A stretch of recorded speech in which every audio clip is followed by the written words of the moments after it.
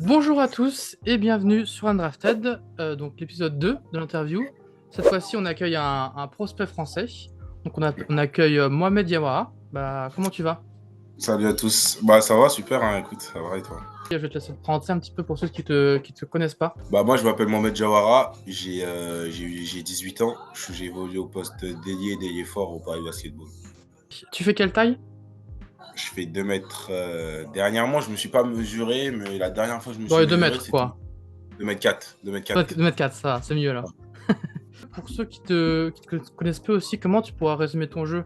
Est-ce que tu te qualifies de quoi? Un gros défenseur, un slasher? Euh, Moi mon jeu je trouve qu'il est très polyvalent. Je dirais que c'est Ok. ça la force de mon jeu d'abord. Et je dirais que bah, sur le terrain je peux à peu près tout faire, genre passer, défendre, tirer.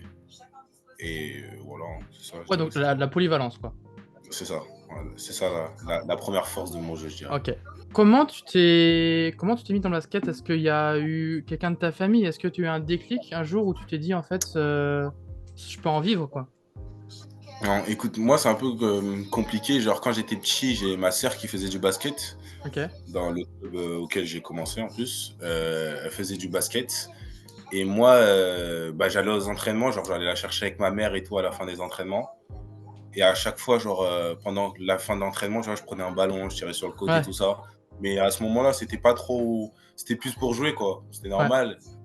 Et moi, au départ, je voulais faire du foot. Je me rappelle. Genre, un jour, j'étais venu comme ça, je voulais me présenter genre, pour faire des tests dans un club qui est à côté de chez moi, ça s'appelle les Gobelins. Je voulais aller là-bas. Et après, j'ai dit à ma mère, elle était pas trop chaude et tout. Et genre, un peu plus tard, elle m'a inscrit dans un club de basket, la Dorémy. Et voilà, c'est là que tout a commencé, hein.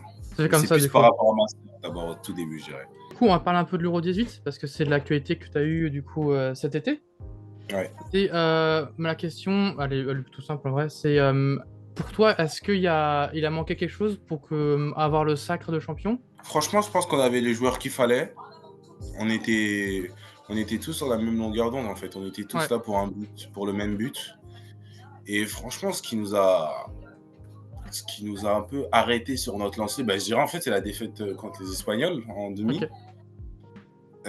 Écoute, bah, on était dans le match, hein, et arrivé à un moment,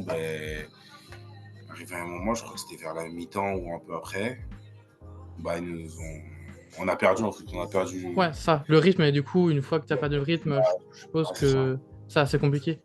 Parce Ouais, c'est ça. on entend souvent justement parler de la zone espagnole qui, justement, je pense, a aussi un peu cassé le rythme du match. Et c'est comme ça que Ouais, vous avez c'est. perdu le fil. Mais Mm. je suis d'accord, je pense que ça jouait des détails et que vous aviez le groupe pardon, pour aller jusqu'au bout. Et du coup, Mm. toi, comment tu t'es trouvé sur cet été? Franchement, j'ai pas fait un mauvais été. Je trouve avoir été assez important pour mon équipe. Je montrais ce que je savais faire. Non, je trouve que même au contraire, je pense avoir fait un bon été. Ouais. Peut-être que j'aurais pu être un peu plus. Être là offensivement en termes de points. Peut-être que je pense que j'aurais pu apporter un peu plus de points si je jouais plus. Si je jouais. Mais vu que je jouais pour les autres quand j'attaquais pas, je trouve que c'est quand même un travail collectif quoi, offensivement. Ok. Euh, J'y pense là parce qu'en fait, j'ai vu une interview récemment de Alexandre Sarr avec Kevin O'Connor. Il disait que pour lui, il avait un peu de mal en fait des fois à jouer en équipe de France parce que c'était très bloqué dans le sens où tu avais beaucoup de systèmes et tu avais un peu moins de liberté que lui pouvait avoir par exemple en overtime ou à Perse. Et comment toi, tu essaies de te gérer? Est-ce que toi justement ça te facilite? Parce que Euh, la différence entre par exemple le Paris Basket aujourd'hui et l'équipe de France où tu arrives dans un groupe, tu dois créer un groupe et en plus peut-être que tu es un peu moins libre. non, c'est vrai que aux équipes de France, la plupart du temps, tu vois, ça regroupe les meilleurs joueurs de chaque petit club. Mhm. Tu vois, tu peux pas. On sait par exemple, comme exemple, il y a Ilan Pitrux à Strasbourg en espoir qui peut prendre tous les ballons. Il va pas venir aux équipes de France et genre prendre tous les ballons. Il Ouais. faut, Il faut genre, gérer un peu toutes les individualités pour faire un vrai ça, il y collectif, avait quoi. des, il y avait des gros joueurs qui sortaient de grosses saisons. Il y avait Tidjane, Roman, tous ces joueurs-là, ils ont les ballons dans leur club. C'est-à-dire, genre, c'est sûr que quand ils vont venir ici, ils vont dire que, genre, ils n'ont pas la même liberté qu'ils ont en club. Mais en fait, il faut faire avec. Oui, puis Tous les... au contraire, je pense que c'est un autre contexte pour nous qui regardons le basket et qui aimons. C'est aussi bien de voir comment vous pouvez évoluer dans un groupe qui est un peu peut-être un peu plus en termes de talent, un peu même niveau, quoi, du coup. C'est ça. Mm, ouais, c'est ça en fait. Après, ouais, forcément, t'as pas les mêmes responsabilités en fait. Ouais. C'est tout, hein. Mais Puis bon, c'est pas les mêmes coachs, donc forcément, t'as la dotation qui rentre en jeu. c'est ça. Du coup, à l'issue de l'Euro, moi j'avais discuté du coup avec coach Thomas, on connaît coach Pennelier du coup, et on avait un débat sur le fait que selon lui, tu pouvais devenir à terme en fait dans le futur ce qu'on appelle un secondary ball handler, du coup un initiateur.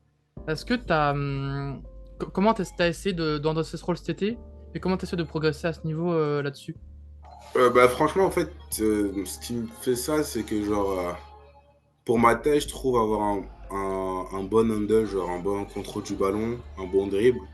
Ce que je pense que je le montre pas assez en match, par exemple, que je peux dribbler, monter la balle. Ça, monter la balle, ok, mais je pense pas que beaucoup de personnes connaissent mes capacités à vraiment Ok, dribbler avec le ballon.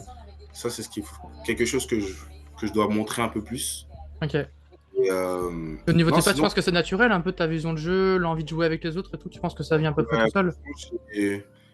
ouais, franchement, en espoir, on m'a souvent dit, tu vois, des fois, on me dit de plus souvent jouer pour moi, tout ça. Ok. Je trouve qu'en fait, je trouve que je trouve plus d'amusement, je pense, à faire tourner la balle que genre attaquer pour moi-même. Et ça peut être un défaut aussi de Ouais, toujours vouloir jouer le ballon, jouer pour les autres au lieu de jouer pour moi il avant, faut en fait. avoir le bon équilibre entre jouer pour toi, surtout quand tu fais 2 m 4 et que tu as un bon handle, donc tu peux jouer sur le plus grand et aussi justement prendre l'avantage, mais aussi jouer pour les autres, ça crée un mouvement de balle et forcément un mouvement amène aussi d'autres choses. Mhm. Mais pour revenir sur la compétition, honnêtement, Sean Drafted et même chez les autres scouts qu'on connaît, tu as été un des noms qui a le plus ressorti. Parce que tu as montré, je pense, que ce qu'on voyait à Paris, c'est-à-dire que la grosse défense, en attaque, tu t'es rendu disponible, même au shoot. Je pense que tu as pas mal étonné les gens au niveau du shoot. Tu as été très Mhm. positif. Et en attaque, tu as montré effectivement, c'est ce que tu disais en début, en fait, c'est la polyvalence. C'est ça qui est le plus important, je pense, pour toi. Mhm. Alors, peut-être parler un peu plus de Paris, de cette saison. Comment ça s'est passé cette saison, sachant que vous avez changé de coach, un coach qui est parti en NBA, si je ne me trompe pas, il est parti du côté de Brooklyn.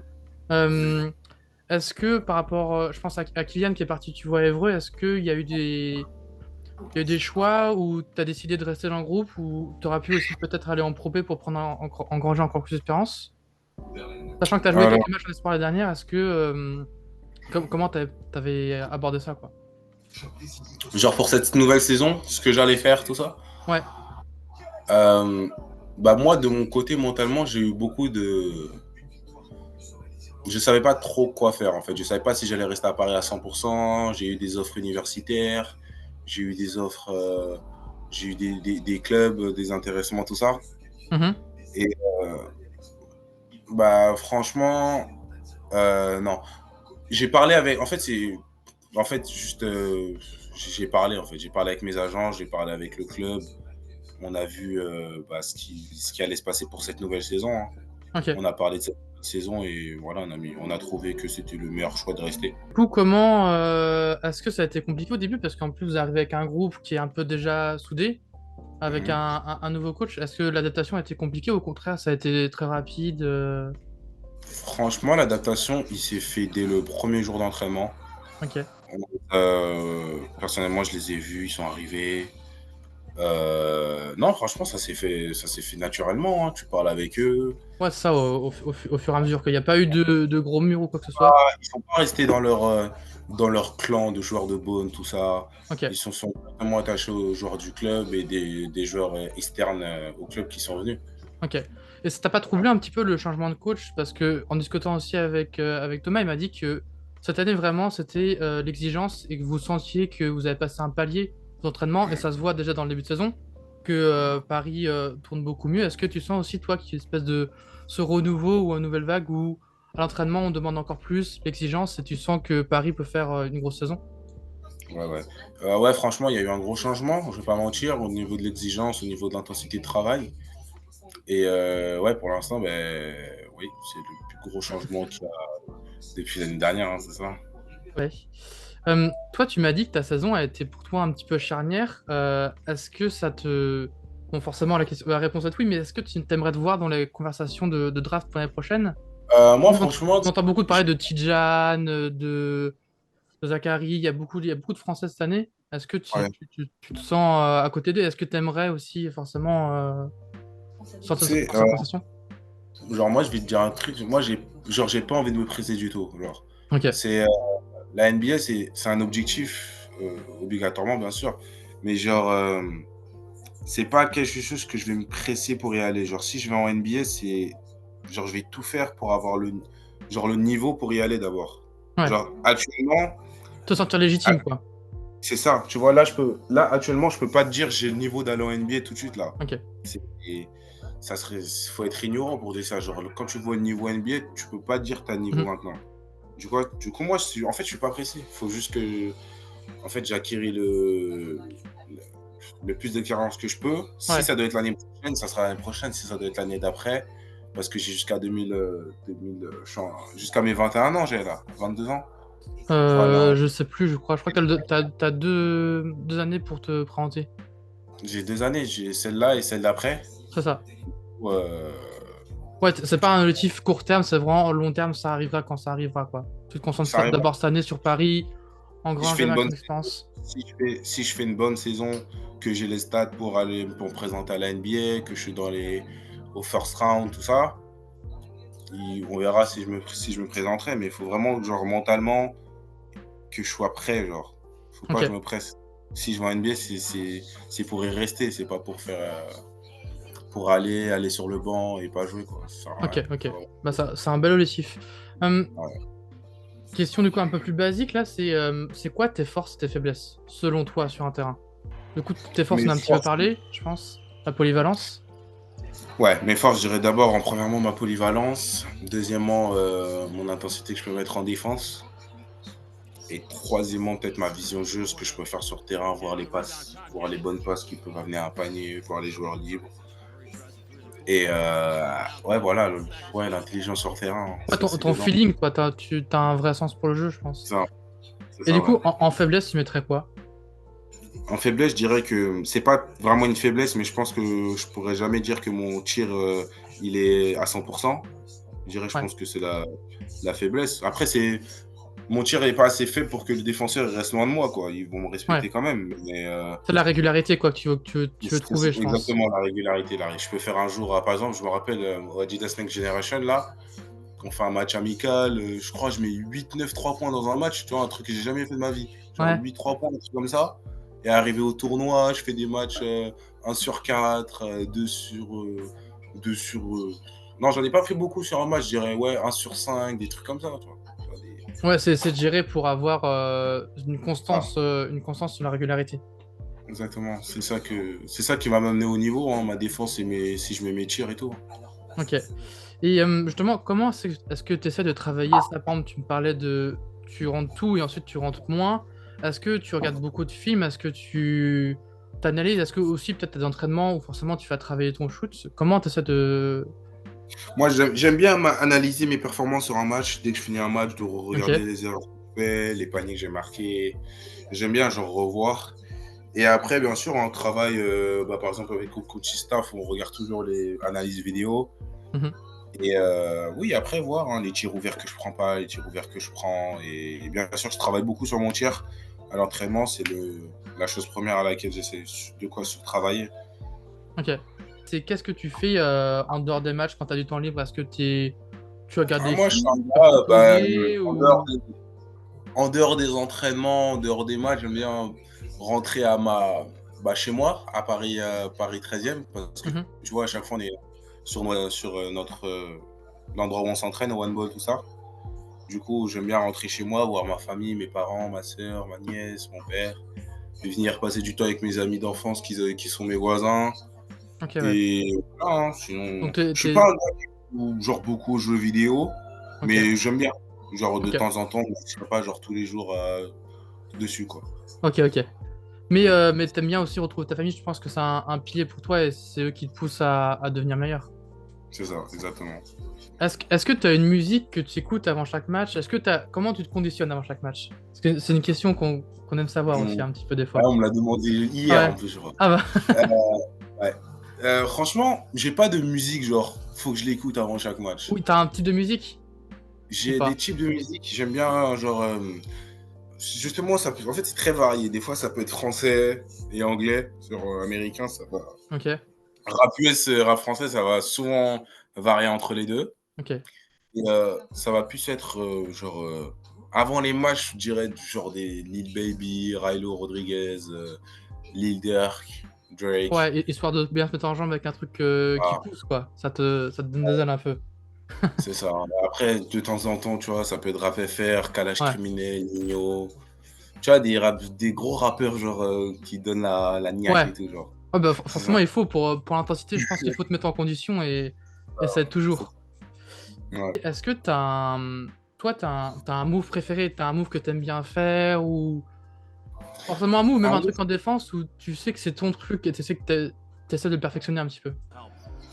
franchement, ouais, je dirais qu'en attaque, c'est souvent, genre si j'ai la balle, j'attrape la balle, je vais souvent faire genre un jab, genre une feinte de départ, revenir sur le tir, ou, ou un jab, et je vais commencer à jouer genre cross. Ou si c'est un joueur plus petit que moi, ça va souvent être un jab, genre OK. ouais, après le jeu au poste et tout. Tu vois. Donc souvent ça part d'un jab, c'est un peu ton comme Mon ça que go-to. ça écoute, merci beaucoup et on va conclure comme elle m'a dit, donc on a hâte de suivre, cette année. Du côté de Paris Baskets, si je me trompe pas, en plus vous jouez l'Eurocup, vous avez une grosse saison, devant vous. Personnellement, on vous met parmi les favoris, cette saison, même en LNB, je pense que vous avez un vrai sans vous mettre de pression, hein, mais vous avez Non, t'inquiète. vous avez un vrai rôle à jouer, je pense qu'on le voit, on voit que le groupe, il vit bien et de l'intégration par exemple de Nadir ou de toi, ça peut encore plus, faire monter le groupe et le faire jouer, enfin, mettre Paris un peu dans les meilleures équipes, tu vois? Parce qu'en plus vous êtes la capitale, donc je pense que tu as un petit peu de pression aussi de se dire aussi tu joues dans la ville où laquelle tu as grandi, donc c'est aussi une fierté, mais aussi une pression. Donc C'est c'est ça, super c'est cool bien. de vous voir jouer le haut niveau et bah, on espère vous voir au maximum. Ouais, merci beaucoup, hein, nous aussi, on espère ça. Hein.